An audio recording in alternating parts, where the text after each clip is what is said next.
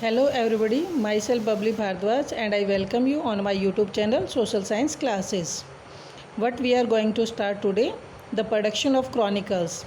We have started the chapter 9th of history and the topic is the production of chronicles. Chronicles, it means the history, and production, creation.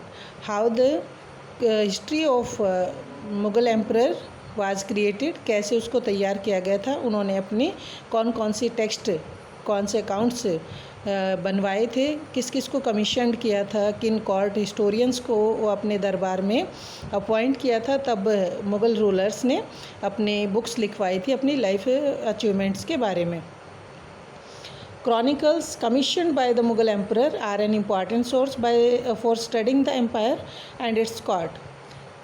इतिहास जो Mughal emperor ने तैयार करवाए, जो chronicles, जो इतिवृत्त तैयार करवाए थे, वो एक इम्पॉर्टेंट सोर्स था उस एम्पायर को पूरी स्टडी करने के लिए, और उसके दरबार की स्टडी करने का एक सबसे इम्पॉर्टेंट सोर्स बना.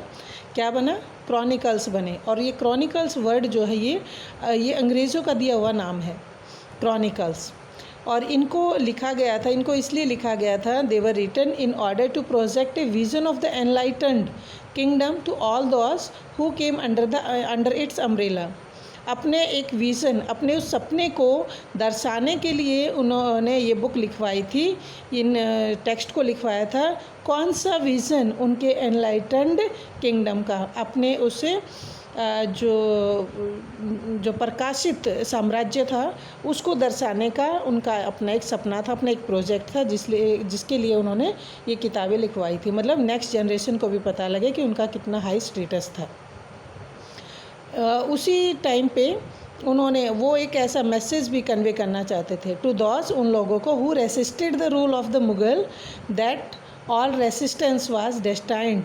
वो उन लोगों को भी ये मैसेज कन्वे करना चाहते थे जो लोग रेसिस्ट कर रहे थे, मुग़ल रूलर का, मुग़ल साम्राज्य का विरोध कर रहे थे. उन लोगों को भी एक मैसेज पास करना था, संदेश देना था कि उनका विरोध डेस्टाइंड है, डेस्टाइंड टू फेल, मतलब निश्चित रूप से वो फेल होने वाला था. कोई भी मुग़ल रूलर का विरोधी बने तो उनका विरोध चलने वाला नहीं था. इस बात को भी समझाने के लिए उन्होंने अपनी किताबों को लिखवाया था. The ruler wanted to ensure that there was an account of their rule for prosperity. Ruler ये भी इंश्योर करना चाहते थे कि उनके लिखवाए हुए अकाउंट, उनके रूल के, उनके जो साम्राज्य के अकाउंट लिखवाए हुए थे, वो उनकी पोस्टेरिटी के लिए थे. पोस्टेरिटी मतलब उनके सम्मान के लिए थे, उनके जो एक उनका एस्टीम था उसको दर्शाने के लिए थे. जितने भी मुग़ल क्रॉनिकल्स के ऑथर थे, मुग़ल इतिहास के जितने भी लेखक थे, वो मुख्य रूप से सारे कोर्टियर हुआ करते थे, सारे दरबारी थे, दरबार में काम करते थे, कोर्ट हिस्टोरियन हुआ करते थे. The histories they wrote focused on events centered on the ruler, his family, the court and the noble war and administrative arrangement. जो हिस्ट्री लिखी जाती थी, मेन फोकस उनका रूलर के ऊपर, रूलर की फैमिली पे, कोर्ट दरबार पे, नोबल्स जो कुलीन परिवार, जो कुलीन लोग उनके दरबार में उपस्थित होते थे, युद्धों के बारे में, और उसके साथ साथ एडमिनिस्ट्रेटिव अरेंजमेंट के बारे में, जितना भी प्रशासनिक काम था, जैसे सारे प्रशासनिक व्यवस्थाएं कर रखी थी, उन सब का भी सारा जिक्र, सारा सब कुछ इन हिस्ट्री में लिखा जाता था. उनके टाइटल मिले हुए थे, जैसे मुग़ल रूलर्स को कुछ टाइटल मिले हुए थे, उनके टाइटल के नाम के साथ ही किताबों के नाम भी रखे गए थे. अकबर के बारे में अकबरनामा, शाहजहाँ के बारे में शाहजहाँनामा, आलमगीरनामा ये जो औरंगज़ेब थे उनके लिए आलमगीरनामा लिखी गई थी. क्यों? क्योंकि उनको एक टाइटल मिला हुआ था, तो आलमगीर उनको मिला हुआ था. तो इससे पता चलता है कि भाई in the eyes of their authors the history of empire and the court was synonymous with that of the emperor. मतलब कि ये नाम देना, ये टाइटल देना, इसका मतलब क्या था? इन the eyes of author, author की आइज़ में, ऑथर की नज़रों में जो ये एम्पायर की और कोर्ट की हिस्ट्री लिखना, ये पूरे एम्परर को ही दर्शाना था, मतलब राजा को ही दर्शाना था. जैसे राजा के बारे में अगर कुछ लिख दिया तो इसके साथ साथ किसको कंपेयर किया गया था? वो history of empire and the court को। अगर कोर्ट के बारे में जितनी ज़्यादा बढ़ा चढ़ा के बात लिखी गई, इसका मतलब वो राजा का ही राजा की ही रिस्पेक्ट को बढ़ा रहे थे, ऐसा कंसिडर किया जाता था। अब ये कह रहे हैं next one, from the Turkish to Persian. Turkish भी भाषा थी और पर्शियन भाषा भी थी। तुर्किश भाषा जो वो भाषा थी, वो लैंग्वेज थी जो बाबर ने अपने दरबार में लागू की थी, और बाद में अकबर जैसे जो राजा है उन्होंने तुर्किश की जगह पे तुर्किश भाषा को प्लेस करके पर्शियन भाषा को लागू कर दिया था। अभी इसके बारे में एक और यहाँ दिया हुआ है कि चगटाई तुर्क कौन थे? They were the descendant from the eldest son of Genghis Khan. जो गेंगिस खान थे उनके सबसे बड़े बेटे के वंशज मानते थे अपने आप को चगटाई तुर्क। और ये तुर्क से ही सारे कौन रिलेटेड थे? सारे मुगल्स, जो अपने आप को तैमुरिड की संतान मानते थे, अपने आप को तैमुरिड कहलाना ज़्यादा पसंद करते थे। Mughal court chronicles were written in Persian. Mughal दरबार के इतिहास पर्शियन भाषा में लिखे गए थे, और दिल्ली के सुल्तान के अंडर ये और ज़्यादा फ्लरिश और ज़्यादा बढ़े चढ़े थे और ज़्यादा विकसित हुए थे as the language of court and the literary writing. क्योंकि एक तो क्या था, इसको कोर्ट की लैंग्वेज मान लिया, दरबारी भाषा, और दूसरा क्या था, साहित्यिक रचनाओं की भाषा इसको मान लिया गया था। किसको? पर्शियन भाषा को। पर्शियन भाषा बहुत ज़्यादा डेवलप हुई थी हमारे नॉर्थ इंडियन लैंग्वेजेस के साथ में, स्पेशली जो हिंदवी लैंग्वेज थी, हिंदवी जो अलग अलग डिफरेंसेस के साथ थी, हिंदवी लैंग्वेज के साथ पर्शियन भाषा का मेलजोल हुआ था, और ये बहुत ज़्यादा डेवलप हुई थी। बाद में चल के हिंदवी और पर्शियन भाषा मिलके ही उर्दू भाषा बनी थी। इन दोनों के शब्दों को मिलाने से उर्दू भाषा बनी थी। मुगल्स वर चगटाई तुर्क बाय ओरिजिन। जो मुग़ल थे वो कौन थे? वो बाय ओरिजिन कौन थे? चगटाई तुर्क। मैंने आपको बताया था कि ये अपने आप को चंगेज खान के वंशज भी मानते थे। इनको मंगोल भी कहा जाता था, मुग़ल कहा जाता था। मुग़ल मतलब ये जो चगटाई थे वो इनका चंगेज खान का बेटा था, और चंगेज खान के बेटे के ही कोई वंशज थे ये मैटरनल साइड से। तो वहाँ की राजकुमारी थी जिसके ये डिसेंडेंट थे। तो ये कहा गया है कि भाई ये उन्हीं से बिलोंग करते थे। Turkish was there mother tongue, और तुर्किश भाषा उनकी क्या होगी? मदर टंग, मातृभाषा बन गई थी। फर्स्ट रूलर बाबर था। उन्होंने अपनी जितनी भी पोइट्री और जितने भी संस्मरण लिखे थे वो इसी लैंग्वेज में लिखे थे। कौन से में? तुर्किश भाषा में। मतलब कहने का ये है कि भी बाबर पढ़े लिखे थे, और वो उन्होंने अपनी जीवनी लिखी थी, ऑटोबायोग्राफी लिखी थी, वो भी उन्होंने तुर्किश भाषा में ही लिखी थी। और इन्होंने इवन और भी जो कविताएँ लिखी या और भी कोई संस्मरण, कोई पुरानी यादें अपनी लिखी, तो वो तुर्किश भाषा में ही लिखी थी। अब कह रहे हैं कि अकबर जो है ये सोच समझ के इन्होंने पर्शियन भाषा को लागू कर दिया था अपने मुग़ल दरबार में। क्योंकि ये तुर्किश की बजाय पर्शियन भाषा को ज़्यादा पसंद करते थे। पर्शियन भाषा ईरान की भाषा थी, और पर्शिया नाम ईरान का ही ओल्ड नेम था। तो बाद में जो है यहाँ से जो लैंग्वेज आई उसको पर्शियन लैंग्वेज का कहा गया। Cultural and intellectual contacts with Iran, as well as regular stream of Iranian and Central Asian migrant seeking positions at the Mughal court might have motivated the emperor to adopt the language. Emperor to adopt मतलब अकबर को ये language adopt करने का कहाँ से motivation मिला? उनको motivation मिला था, एक तो ईरान के साथ उनके अच्छे संबंध थे, उनके कल्चरल भी और इंटेलेक्चुअल कॉन्टैक्ट थे, यानी कि बौद्धिक भी और उनके सांस्कृतिक भी उनके रिलेशन थे ईरान के साथ। दूसरा क्या था? कुछ ईरानी वहाँ से आ रहे थे, कहाँ पर? हमारे इंडिया में आ रहे थे। ईरान से कुछ स्कॉलर पर्सन, कुछ पोइट इंडिया में आ रहे थे, तो उनको पर्शियन भाषा आती थी। मैंने बताया कि ईरान में पर्शियन भाषा थी, और उसके साथ साथ सेंट्रल एशियन माइग्रेंट भी यहाँ इंडिया में आ रहे थे, मुग़ल कोर्ट में आ रहे थे। क्योंकि उनको मुग़ल दरबार में कुछ पदवियाँ मिल रही थी, कोई पोजीशन मिल रही थी, कोई काम मिल रहा था। जो अकबर रूलर थे वो सेकुलर माइंडेड पर्सन थे, वो सभी धर्मों को एक समान मानते थे, तो सबको वो इम्पॉर्टेंस देते थे। उनके 9 जेम्स के बारे में आपने सुना भी होगा कि 9 रत्न थे उनके दरबार में, जो अलग अलग धर्मों से बिलोंग करते थे। तो ये हो गया उनको मोटिवेशन कहाँ से मिला था। अब पर्शियन लैंग्वेज एम्पायर की एक हाई पोजीशन लैंग्वेज बन गई थी, जिसको ऊंचा दर्जा मिल गया था। इसको अच्छी पावर और प्रेस्टीज मिला। किन लोगों को ज़्यादा पावर और प्रेस्टीज मिला? सम्मान और शक्ति उन लोगों को मिली थी जिनको ये भाषा आती थी। मुग़ल दरबार में उन लोगों को बहुत ज़्यादा इम्पोर्टेंस दी गई थी। It was spoken by the king. राजा भी यही भाषा बोलते थे, घर वाले भी यही बोलते थे, royal household, even elite person भी जो दरबार में होते थे, जो नोबल पर्सन होते थे, वो भी पर्शियन भाषा ही बोलते थे। आगे चल के ये भाषा एडमिनिस्ट्रेशन की भाषा बन गई थी हर लेवल पे, यानी कि जितने भी प्रशासनिक काम होते थे वो पर्शियन भाषा में ही होने लगे थे। सारे अकाउंटेंट, सारे क्लर्क्स और सारे ऑफिसर्स ने भी इसी भाषा को सीख लिया था, लर्न कर लिया था। इवन पर्शियन भाषा को अकबर मुग़ल रूलर के दरबार में ज़्यादा इम्पोर्टेंस दी गई थी।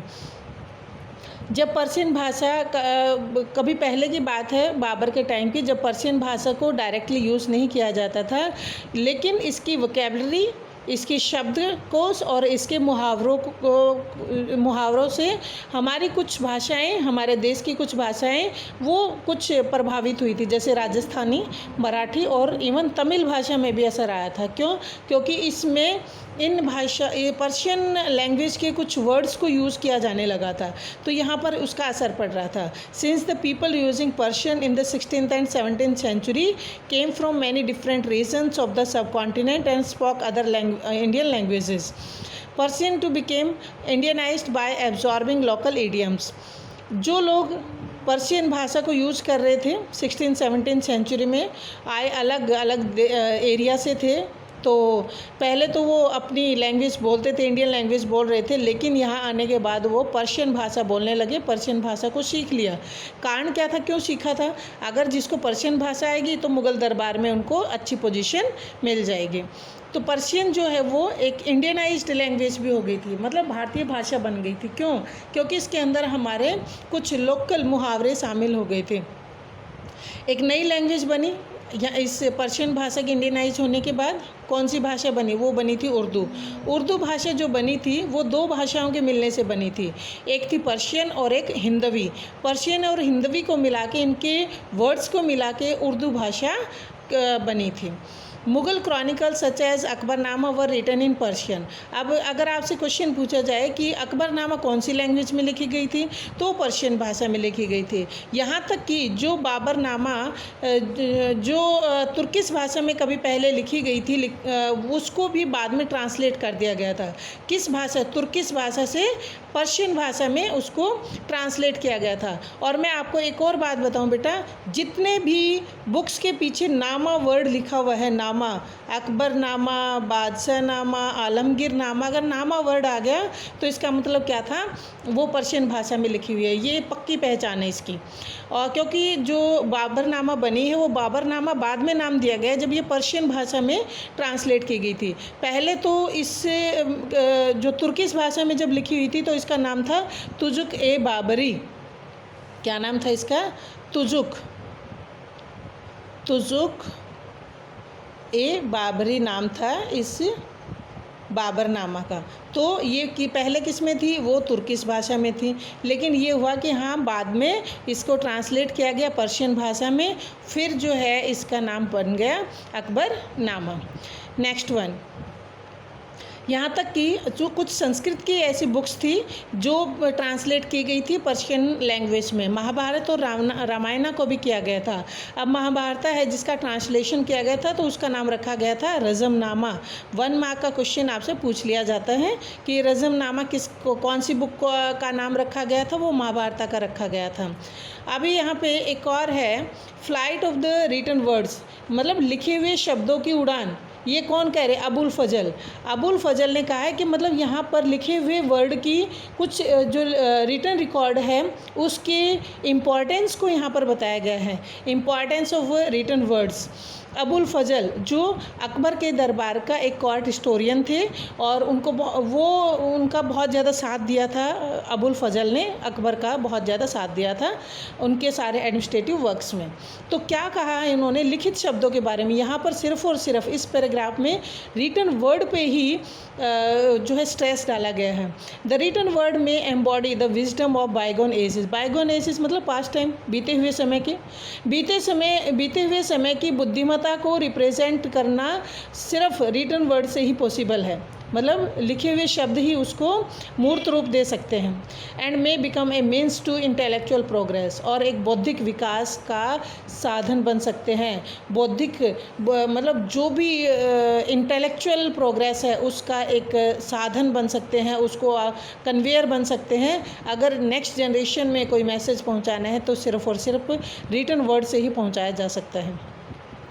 The spoken word goes to the heart of those who are present to hear it, यानी स्पोकन वर्ड को सिर्फ वही लोग सुन सकते हैं, उन्हीं लोगों के दिलों में जा सकता है जो लोग वहाँ पे प्रेजेंट होंगे, सुनने के लिए जो प्रेजेंट होंगे, जो उपस्थित होंगे, उन्हीं लोगों के दिलो दिमाग तक पहुँच सकते हैं बोले हुए शब्द। लेकिन लिखे हुए जो शब्द हैं वो विजडम देते हैं, वो ज्ञान देते हैं उन लोगों को जो पास और दूर कहीं पर भी है, क्योंकि लिखी हुई किताब तो कहीं भी ले जाई जा सकती है और कहीं पर भी पढ़ी जा सकती है। तो नियर एंड फार, पास और दूर के सभी लोगों को विजडम देने का काम रिटन वर्ड ही करते हैं। If it was not for the written word the spoken word would soon die, अगर लिखित शब्द ना हो तो बोले हुए वर्ड, द स्पोकन वर्ड, वो जल्दी ही मर जाएंगे, मतलब उनको कोई याद नहीं रखेगा, वो बात ख़त्म हो जाएगी। जो ओरल ट्रांसमिशन है वो लंबे समय तक नहीं चल पाता, कोई भी निशानी, कोई कीप शेक नहीं रह पाएगी। और क्यों? क्योंकि वो पास्ड अवे हो जाएंगे। जब वो लोग मर जाएंगे जिन्होंने सुना था, उनके मरने के बाद कोई निशानी नहीं बचेगी। कोई भी कॉमन ऑब्जर्वर, कोई भी आम आदमी वो लेटर को, इन अक्षरों को क्या मानता है? सिर्फ एक डार्क फिगर मानता है, सिर्फ एक काली इमेज मानता है, काले रंग में लिखे हुए वर्ड मानता है। लेकिन जो डीप साइडेड पर्सन है, जो गहरी सोच वाले लोग हैं, वो तो इसे लैंप ऑफ विजडम मानते हैं, उसको ज्ञानदीप मानते हैं। रिटन वर्ड लुक्स ब्लैक, लिखे हुए वर्ड वो ब्लैक कलर के दिखाई देते हैं, लेकिन but have not withstanding but have the 1000 rays within it, लेकिन इसके अंदर हज़ारों किरणें होती हैं जो मतलब विजडम की तरफ लेकर जाती है, भले ये काले अक्षरों में लिखे होते हैं। It is a light with a mall on it, या फिर अगर कहें तो ये एक ऐसा प्रकाश होता है जिसके ऊपर एक तिल होता है, एक मॉल, एक तिल ऐसा होता है जो बुराइयों को ख़त्म करता है, यानी कि एविल आई, बुरी नज़र को ख़त्म कर देता है। लेटर इज़ ए पोर्ट्रेट, कहते हैं लेटर, जैसे एक लेटर लिखा जाता है, एक खत लिखा जाता है, एक पत्र लिखा जाता है, that is a picture of wisdom, ये ज्ञान का एक चित्र होता है, ज्ञान को दर्शाने का एक चित्र होता है कोई भी एक letter. Rough sketch from the realm of ideas, विचारों को रिप्रेजेंट करने का एक रफ स्केच होता है। डार्क लाइट यूजरिंग इन ए डे, ये अंधेरा प्रकाश, ये डार्क लाइट वो प्रकाश की तरफ लेकर जाती है। यूजरिंग होता है कैरिंग, ले जाने वाला, लाने वाली। And black cloud pregnant with knowledge, ये काला बादल किसके बारे में कह रहे हैं यहाँ पर? एक लेटर के बारे में। ये यहाँ से लेटर हमने पढ़ा था, लेटर के बारे में ही सारी बातें बताई जा रही कि एक लेटर जो होता है वो भले ही एक काला बादल होता है, लेकिन इसके अंदर नॉलेज भरी होती है। स्पीकिंग थ्रू डम, यानी कि गूंगा होते हुए भी पत्र बोलता है। स्पीकिंग दो डम मतलब भले ही वो गूंगा है लेकिन फिर भी बोलता है। स्टेशनरी या ट्रैवलिंग, स्थिर होते हुए भी एक ही जगह पे रहता है लेकिन फिर भी है यात्रा करता है, travelling. Stressed on the seat, यह सीट पर लिखा होता है, बट येट शोरिंग अपवर्ड, लेकिन फिर भी ऊंची उड़ान भरता है, अपवर्ड ऊपर की तरफ, शोरिंग उड़ता है, उड़ता चला जाता है। तो ये किसके बारे में बताइए? सारे रिटन वर्ड्स के बारे में बताए गए हैं। Now making of the manuscripts, कहते हैं मैन्युस्क्रिप्ट्स क्या होता है बेटा? ये होता है written words. Manuscripts the written hand written books, हाथ के द्वारा लिखी हुई किताबें, उनको कहते हैं मैन्युस्क्रिप्ट्स। और ओल्डन टाइम में सिर्फ मैन्युस्क्रिप्ट्स ही हुआ करती थी, कोई प्रिंटिंग नहीं हुआ करती, प्रिंटिंग मशीन नहीं थी उस टाइम पे जो कि प्रिंट करवाई जाए, बल्कि मैन्युस्क्रिप्ट ही तैयार करवाई जाती थी। ऑल बुक्स इन मुगल इंडिया वर मैन्युस्क्रिप्ट्स, मुगल दरबार में सारी की सारी मैन्युस्क्रिप्ट हुआ करती थी, पांडुलिपि जिसको कहा जाता है। क्या होती है? What is manuscript? That are the hand written books. Manuscripts का जो मेन सेंटर है वो कहाँ पे होता था? वो इंपीरियल किताब खाना, शाही किताब खाना, मतलब लाइब्रेरी कहें तो किताब खाना वही होता था। किताब खाना को लाइब्रेरी भी कह सकते हैं। स्क्रिप्टोरियम, ये एक लिपि घर होता था और ऐसी जगह होती थी, वो एक ऐसी जगह जहाँ पे एम्परर के सारे मैन्युस्क्रिप्ट्स का कलेक्शन, जितनी मैन्युस्क्रिप्ट तैयार होती थी वो वहीं रखी जाती थी स्क्रिप्टोरियम में। इवन नई मैन्युस्क्रिप्ट भी वहीं पे बनाई जाती थी। जैसे लाइब्रेरी होती है, बेंचेस डले हों, वहीं पे सारे स्क्राइबर बैठे, लेखाकार वहीं बैठे और वहीं पे कॉपी तैयार करें। तो ये होता था स्क्रिप्टोरियम। अगर क्वेश्चन आ जाए what do you mean by scriptorium, तो इसका आंसर यहाँ दिया हुआ है। मैन्युस्क्रिप्ट्स को बनाने में बहुत सारे लोग इस काम में जुड़े होते थे। 3 मार्क्स के क्वेश्चन कई बार पूछ लेते हैं कि कौन कौन से ऐसे लोग थे जो मैन्युस्क्रिप्ट को तैयार करने में लगे हुए होते थे। तो ये थे एक तो पेपर मेकर। पेपर मेकर क्या तैयार करता था? वो पेजेस को तैयार करता था। क्यों? क्योंकि पेजेस के ऊपर ही मैन्युस्क्रिप्ट लिखी जाती थी। तो एक तो होता था फोलियोज। दूसरा कौन होते थे? स्क्राइबर। स्क्राइबर कौन थे?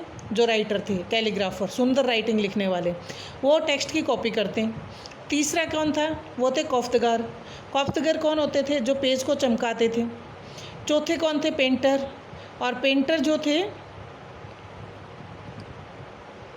पेंटर्स टू इलस्ट्रेट सीन, वो सीन को दर्शाते थे। वो टेक्स्ट से ही लेते थे, टेक्स्ट के अंदर जो लिखा होता था उसी के अकॉर्डिंग पेंटिंग तैयार करते थे।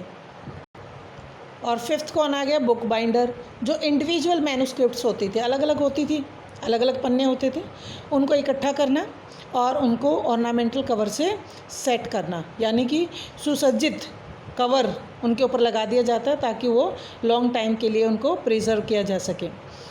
जो फिनिश्ड मैन्युस्क्रिप्ट तैयार होती है उसको बड़ा ही कीमती माना जाता था। जब बन के तैयार हो जाती वो मैन्युस्क्रिप्ट, तो उसको उससे अनमोल चीज़ कोई होती नहीं थी, उसको बड़ा संभाल के रखा जाता था। क्यों? क्योंकि इंटेलेक्चुअल वेल्थ एंड ब्यूटी का उसको काम माना जाता था। And it exemplified the power of its pattern the Mughal emperor to bring such beauty of into being. इससे मुगल एम्परर की पावर को दर्शाया जाता था कि इट कन्वेड, दर्शाती थी किसकी पावर? उस पैटर्न की। पैटर्न कौन थे? मुगल एम्परर हुआ करते थे, संरक्षक वही होते थे। उसी दौरान लोग जो उसमें इन्वॉल्व होते थे तो उनको कुछ टाइटल और अवार्ड भी दिए जाते थे। जैसे कि मैंने आपको बताया, बुक बाइंडर होते थे, स्क्राइबर होते थे, सबको टाइटल और अवार्ड भी दिए जाते थे जो अच्छा काम करते थे। तो कैलीग्राफर और पेंटर को तो हाई सोशल मतलब रिस्पेक्ट मिल जाती, सोशल स्टैंडिंग मिल जाती, इनको ज़्यादा रिस्पेक्ट मिलती थी कैलीग्राफर को और पेंटर को। पेंटर पेंटिंग तैयार करता था और कैलीग्राफर सुंदर राइटिंग लिखते थे। दो को तो ज़्यादा मतलब पोजीशन मिलती थी। बाकी कुछ ऐसे थे जो एनोनिमस हो जाते थे, जैसे पेपर मेकर या फिर बुक बाइंडर। इनको कोई नहीं पूछता था किसने पेज तैयार किए, किसने बुक बाइंडिंग की थी, तो वो एनोनिमस आर्टिशन के रूप में रह जाते थे। क्यों? एक तो एनोनिमस क्या होता है? गुमनाम। तो गुमनाम रह जाते थे, इनके बारे में कोई नहीं जान पाता था, ना इनको कोई अवार्ड मिलता था, ना इनको कोई टाइटल दिया जाता था। कैलीग्राफी एक बहुत ही अच्छी कला होती थी, आर्ट ऑफ हैंड राइटिंग, और इसको बहुत ज़्यादा इंपॉर्टेंस मिलती थी कैलीग्राफी को। And it was practise using different styles. अलग अलग स्टाइल लिखे जाते थे, जैसे डिफरेंट फॉन्ट होते हैं लिखने के, वैसे ही कैलीग्राफी के भी डिफरेंट फॉन्ट होते थे उस टाइम पे। अब अकबर की फेवरेट कौन सा स्टाइल था? वो था नस्टालिक स्टाइल। क्वेश्चन यहाँ आ जाता है कि भाई अकबर का which was the favourite style of Akbar? That was Nastaliq style. Nastaliq style क्या था? ये एक लॉन्ग हॉरिजेंटल स्ट्रोक्स में लिखा जाता था, हॉरिजेंटल लाइनें होती थी उनमें लिखा जाता था, और कलम से लिखा जाता था। रीड क्या होता है? सरकंडा। छाटे हुए सरकंडे की नोक तैयार की जाती और उस टिप वो 10 mm की होती थी, 5 से 10 mm की, जिसको कलम कहते थे। इसको कार्बन इंक में शाही के अंदर उसको डुबाया जाता और फिर लिखा जाता था।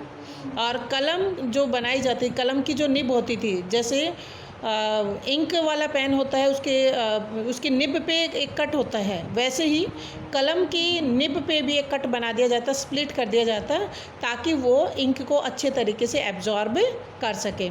यहाँ पे ये नस्टालिक स्टाइल दिखा रखा है जो अकबर को बहुत ज़्यादा पसंद था। ये वाली जो पिक्चर है, जो नीचे वाला ये जो पोर्शन दिखा रखा है, ये सिर्फ राइटर का नेम है, वो उसने अपने साइन किए हुए हैं। तो इसका मतलब कैलीग्राफर को बहुत ज़्यादा इम्पोर्टेंस दी जाती थी। ये देखो बेटा, एक मिनिएचर है, सॉरी एक फोलियो दिया हुआ है, एक पेज दिखा रखा है ये नस्टालिक स्टाइल का। कौन थे? कश्मीर के थे, मोहम्मद हुसैन ने लिखा था। और ये बहुत ही बेस्ट कैलीग्राफर थे अकबर के दरबार के। उनको सम्मान मिला था, उनको टाइटल भी दिया गया था जरीन कलाम। गोल्डन पेन उनको टाइटल दिया गया था। ये उनके परफेक्ट वर्क के लिए दिया गया था। और जो कैलीग्राफर है उसने अपने साइन किए हुए हैं, नीचे यही दे रखा है कि 1/4 स्पेस तो अपने साइन के लिए ले लेता था। ये इतने बड़े नाम उनके होते थे, तो ये उन्होंने यहाँ पे साइन किए हुए हैं। Next topic, that is the painted image.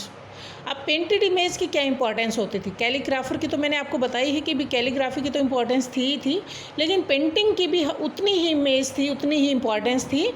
तो जो शब्दों के माध्यम से बताया जाता था, जो रिटन वर्ड्स के माध्यम से बताया जाता था, वही पेंटिंग में भी शो किया जाता था।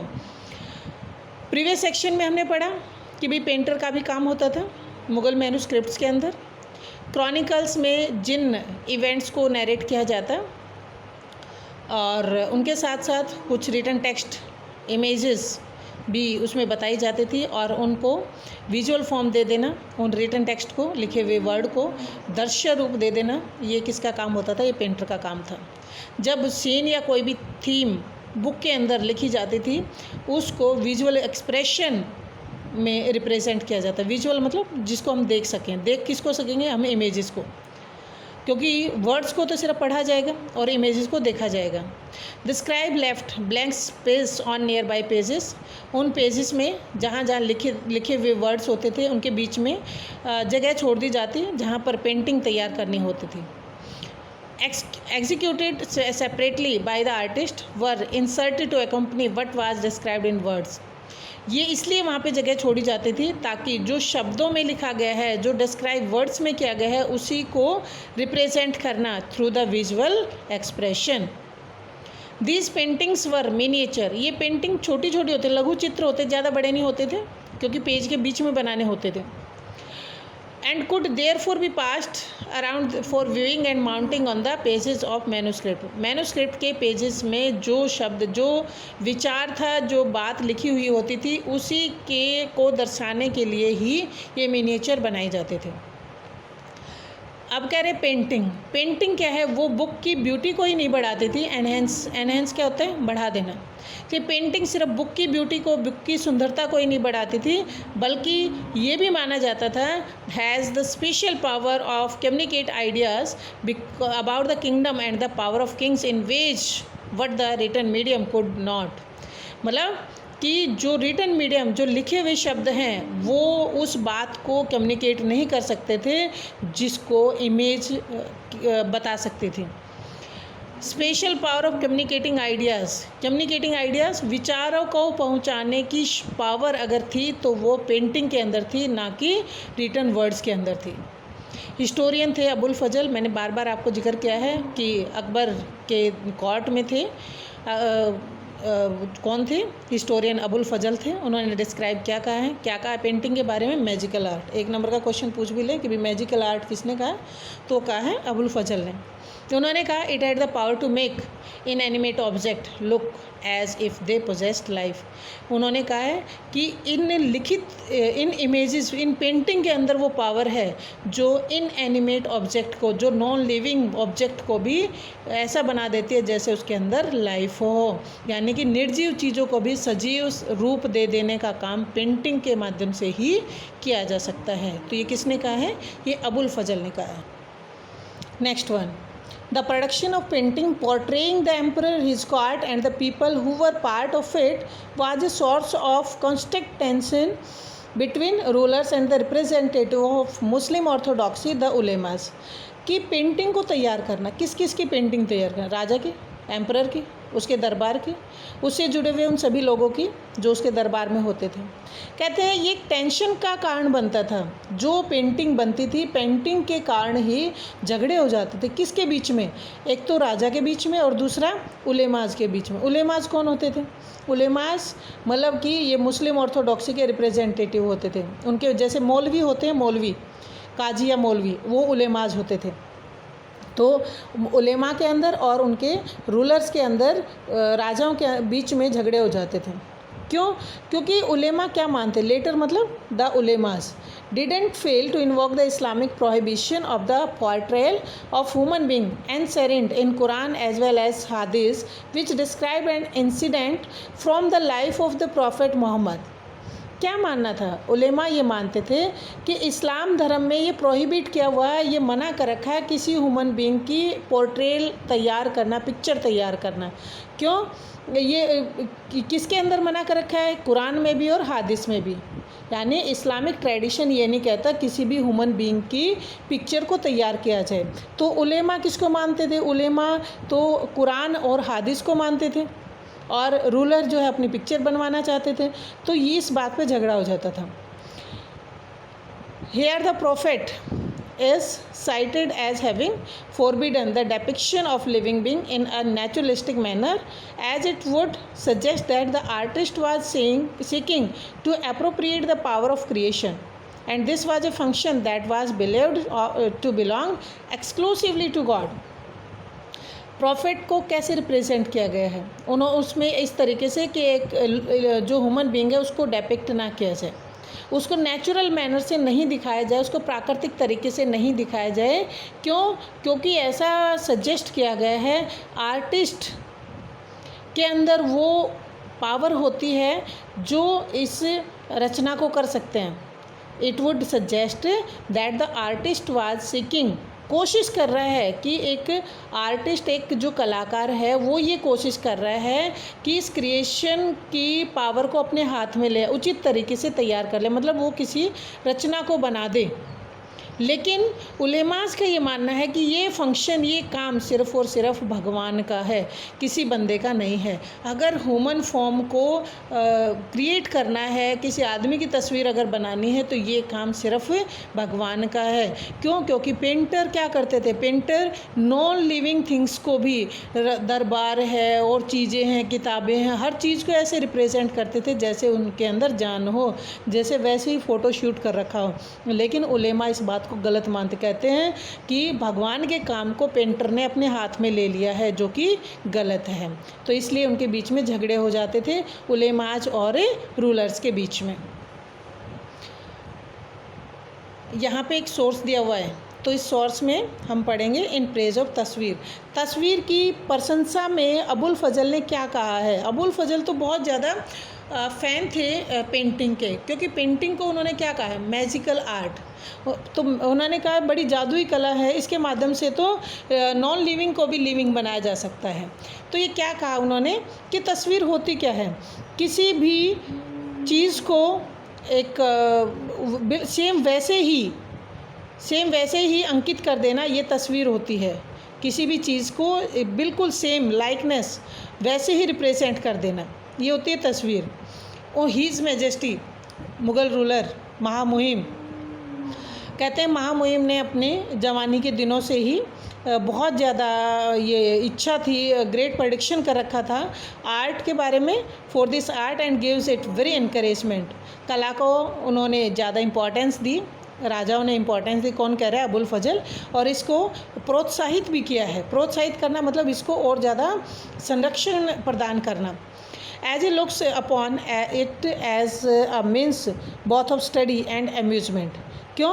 क्योंकि वो इसको, राजा इसको एक तो स्टडी, अध्ययन का और मनोरंजन का, एंटरटेनमेंट का साधन मानते थे, कि दोनों ही इससे पॉसिबल हैं। किससे? आर्ट से।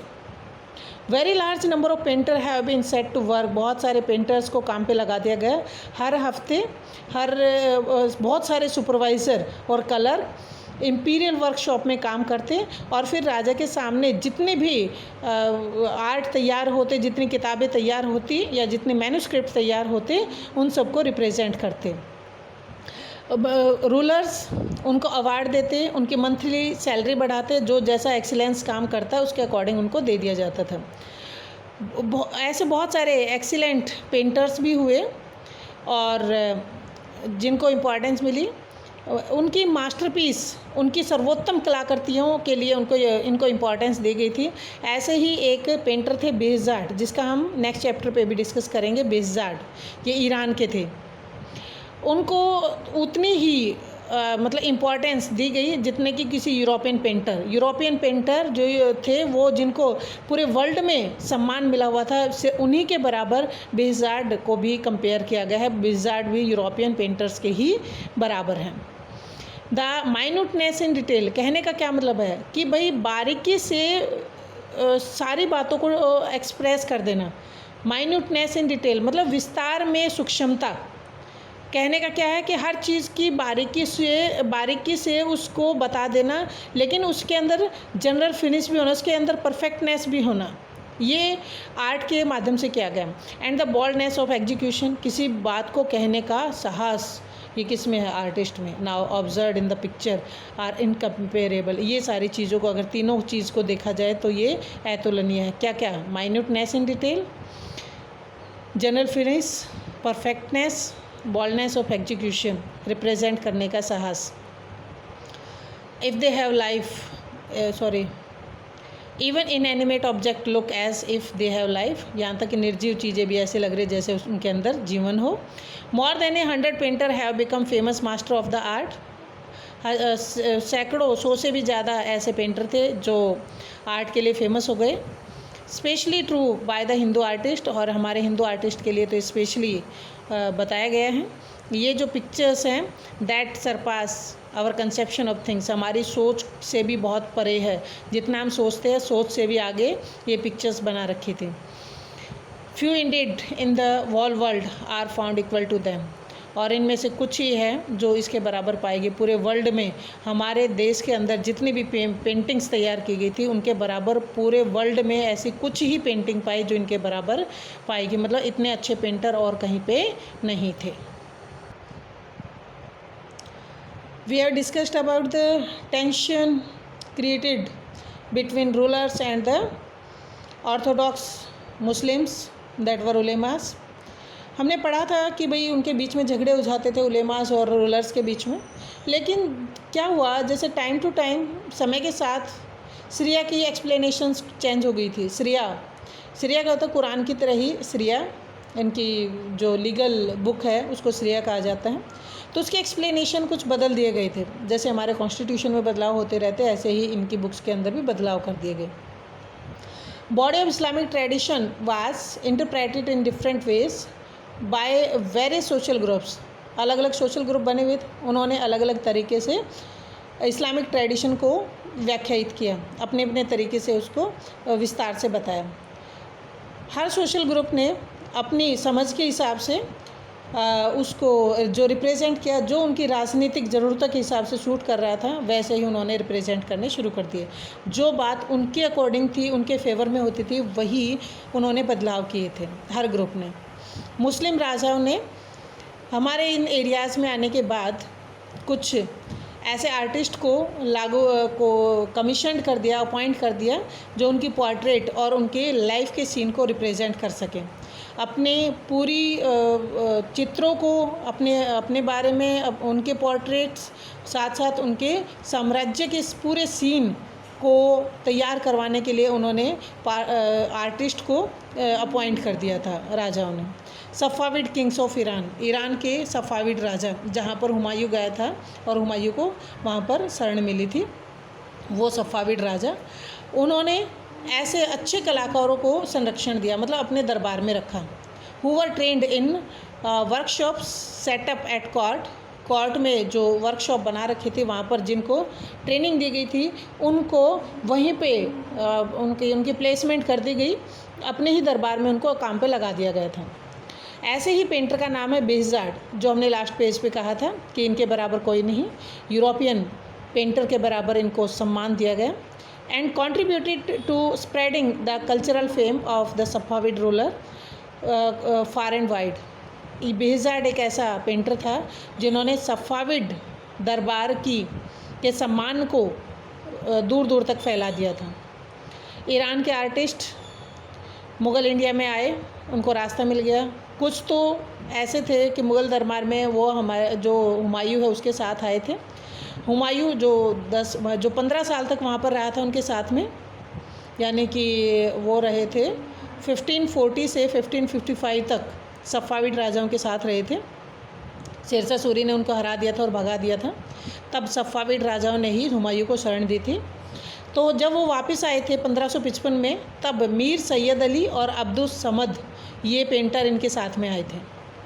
दूसरी बात कह रहे हैं कुछ और ऐसे और भी पेंटर माइग्रेट होकर आए थे जो यहाँ मौके की तलाश में थे। वो अपॉर्चुनिटी लेना चाहते थे कि कहीं कोई उनको यहाँ पर सम्मान पदवी कोई मिल जाए मुग़ल दरबार में।